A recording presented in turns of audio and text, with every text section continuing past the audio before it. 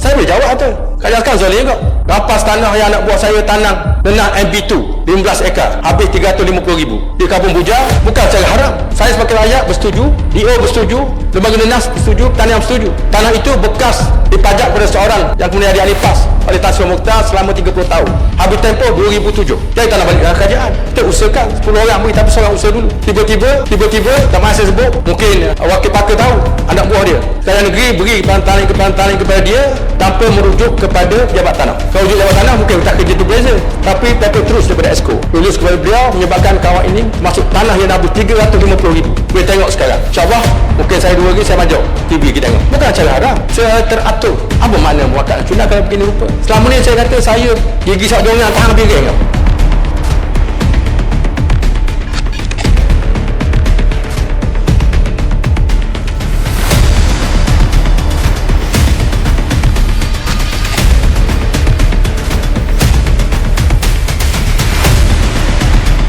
Yang Berhormat Kijal menyentuh tentang penanaman nenas di Bujal yang kononnya telah dihalau sehingga mengakibatkan kerugian RM350,000.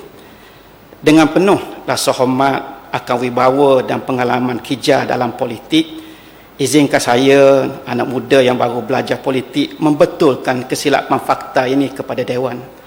Datuk Yang di-Pertua, sebenarnya Tuan Tanah tak pernah ganggu atau halau Sofia Pineapple Farm, pengusaha yang sedang mengusahakan 15 ekar tanaman nenas MD2 di atas tanah milik beliau.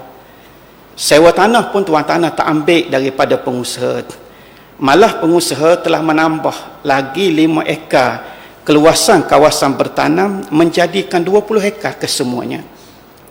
Kebun nenas tersebut masih ada sampai hari ini dan saya dapatkan gambar terkini petang kemarin. Nanti saya kongsi bersama dengan Yang Berhormat Kijal. Pengusaha telah menambah 5 ekar keluasan kawasan bertanam menjadikan keseluruhan 20 ekar kesemuanya. Dan kebun nenas masih ada sampai ke hari ini sebagaimana yang diakui sendiri oleh Yang Berhormat Kijal. Memang projek ini berada dalam kawasan Kijal, tapi atas kapasiti Esko Pertanian, saya pernah jadi orang tengah bagi mencari titik persepakatan di antara tuan tanah dan pengusaha. Dalam masa yang sama, untuk makluman Dewan, Sofia Pineapple Farm telah diberikan log tanah kerajaan secara LMS untuk tanaman nenas MD2 di belakang Sekolah Menengah Imtiaz Kijal. Dan projek itu sedang berjalan sekarang dan gambar-gambar projek pun ada bersama saya. Proses bagaimana tanah tersebut dikembalikan kepada tuan yang berhak telah melalui prosedur yang sepatutnya. Tanah tersebut milik Hamdan Ahmad, Geran Pajakan Negeri nombor 1815 dengan tempoh pajakan selama 30 tahun seluas 44.2 hektar. Tempoh pajakan tamat pada 18 Februari 2009. Pada tahun 2008 lagi, Hamdan sebagai tuan tanah yang berhak dah isi jadual 1 untuk angkat permohonan bagi tujuan sambung pajakan tetapi tidak ada keputusan. Malah sebahagian daripada tanah seluas 6 ekar telah diberi milik kepada orang lain. Selepas pertukaran kerajaan pada Mei 2018, barulah permohonan diproses semula. Dan urusan permohonan tanah telah masuk mesyuarat Jawatankuasa Tanah Daerah Kemaman sebelum diangkat ke Majlis Mesyuarat Kerajaan Negeri dan dibuat keputusan, dan saya telah mengesahkan berkali-kali fakta ini bersama dengan Tuan Pegawai Daerah Kemaman. Datuk Yang di-Pertua, terima kasih atas keprihatinan Datuk Seri kepada isu ini. Tapi maaf, saya anak muda dengan rendah diri memohon supaya saya nak perbetulkan 2 kenyataan yang telah mengelirukan Dewan. Yang pertama, kenyataan bahawa peserta telah dihalau, dan yang kedua, kenyataan kononnya permohonan tanah tak masuk mesyuarat tanah dan terus kepada mesyuarat Esko. Kalau Yang Berhormat Kijal ada apa-apa perkara berbangkit, silakan saya bagi laluan. Seramai 10 orang peserta telah dipilih, tapi kerana beliau ni duit banyak sikit, dia buat dulu. Betul sekarang ini dia tak halau lagi, tapi bila dia tidak diberi peluang untuk mengusahakan ini, dia terpaksa cari tempat lain. Betul, saya akui diberi tanah lain untuk usahakan, tapi dia habis 350,000. Isu ni saya agak mendalami kerana saya di antara orang yang menangani isu ni daripada awal timbul ketika awal-awal lagi masuk ke pejabat Esko Pertanian. Sekarang ni tanah yang dikembalikan kepada saudara Hamdan ialah tanah yang belum diberi milik kepada sesiapa. Maknanya tidak ada pertindihan.